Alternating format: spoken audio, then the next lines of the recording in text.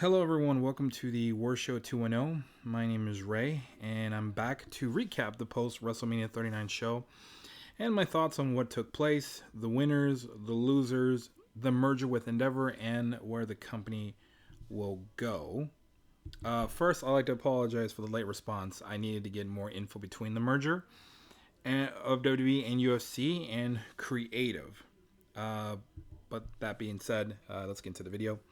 WrestleMania 39 was a great success for WWE, especially for night one. Pretty much, WWE came off as the hottest wrestling company on the planet, and they delivered for the most part.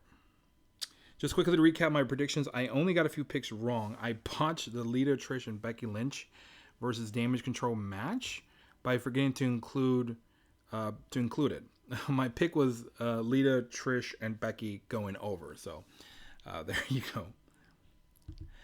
The Dominic and Ray match I got wrong as well, but the finish was set for Ray and Bad Bunny versus Dominic and Damian Priest match to be set up at Backlash. And now that I think about it, Ray going over was the correct call. The feud is hot right now, and Dominic has mega heat at the moment. But I think Dom will go over in the end when it's all said and done. The next one was Omos and Lesnar. My pick was Omos because I thought Lesnar was on his way out. But that obviously changed due to Vince signing a 2-year deal as a WWE employee and now has head of creative control. I'll get into that in just a bit, so just stick around. The Edge and Balor pick was wrong as well, but the match was cut short due to Balor getting busted open. Edge got the win, but it sounded like he's on his way out, so that was an interesting finish in my opinion. And Cody versus Roman. Man, where do I start? I mean, Roman pinned Cody, and I'll just start by saying what a letdown this was. Roman going over was the wrong call. I know I'm not in the minority on this one, but before I begin my rant, let me tell you what I think happened, and it ties into the merger. After night one, rumors started coming in about Endeavor possibly purchasing WWE, which later we learned was a merger, but would be the majority owner of WWE at 51%.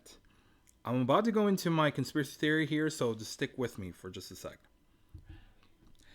I believe Vince wanted to create a megastar in Roman and had him penciled in as one of the longest tenured champions in this era and making him a walking attraction. With the merger happening, Vince saw Roman as that superstar and decided to change the main event finish, in my opinion. Now, contrary to what you may have heard, I believe Cody was slotted to go over on Roman. The program started with Cody talking about his father, Dustin Rhodes, and about him as far as officially, or being as far as a champion back then. There was photo evidence of him at MSG. So, the Rhodes to WrestleMania was to finish the story. Why have that line said, finish the story? Been said on multiple occasions, where even the announcers would repeat this phrase over and over. So the match takes place, and you have your false finishes, you have your run-ins from the Usos and Sami and Kevin Owens evening the odds. Then you can tell the match is about to go home, meaning the finish is coming up. In other words, Cody counters the Superman punch with the jabs, the bionic elbow made famous by his father, the falling uppercut by his brother Dustin, and multiple crossroads. However, while that's happening, the ref is being distracted by Paul Heyman. Solo Sikoa returns after he was rejected. Solo gives Cody the Samoan spike. Roman recovers, gives Cody the spear, and covers him. Ref counts 1, 2, 3. Cody doesn't kick out. I am godsmacked. Crowd is in disbelief. Hell, I couldn't believe what I was watching. I was pretty upset. I was really upset. I'm not gonna lie. I just could not believe what I was watching. But nonetheless, it happened, and Roman is still your champion. He is your undisputed Universal Champion. Now, yeah, I'm kind of trying to get the words out of my mouth here. It's unbelievable how night 2 was polar opposite of night 1's finish, where the fans were happy, and it was a feel good moment. It was a feel great moment, and it's a real shame because had Cody won, this might have been one of the greatest, if not the greatest, WrestleMania of all time. Now, moving forward. Night after WrestleMania. Guess who's back in charge? Oop, wrong picture. Guess who's back in charge? Word gets out that Vince has rewritten the show a few times. And boy, this was a disastrous show. Hour 1 was advertised as a commercial free. And man, it was all over the place. If I asked you how much wrestling was in that first hour, would you have said 20 minutes? 25 minutes? 18 minutes? No. 2. 2 minutes in total. A squash match between Omos and Elias. And I didn't even bother watching the rest because of the sour taste that was left from my night in my mouth from night 2. But of course, I went against my better judgment and saw the last 10 minutes. I came in, of course, I saw the intro. The first 15 minutes consisted of Cody trying to challenge against Roman. Roman said, "You're a sucker." No. So they agreed on a tag team match. Brock Lesnar answers the call. And I didn't want to see the rest of it, but of course, like I said, I came in back just in time in the last 10 minutes to see Brock kill his teammate.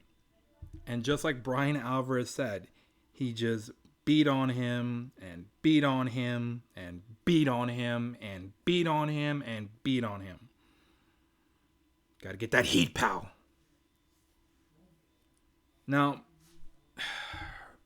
from what I heard, SmackDown the following week was okay, but that's probably after fans were calling for Vince to go and get fired up because Fire Vince was trending on Twitter. If you don't believe me, go look it up. So now,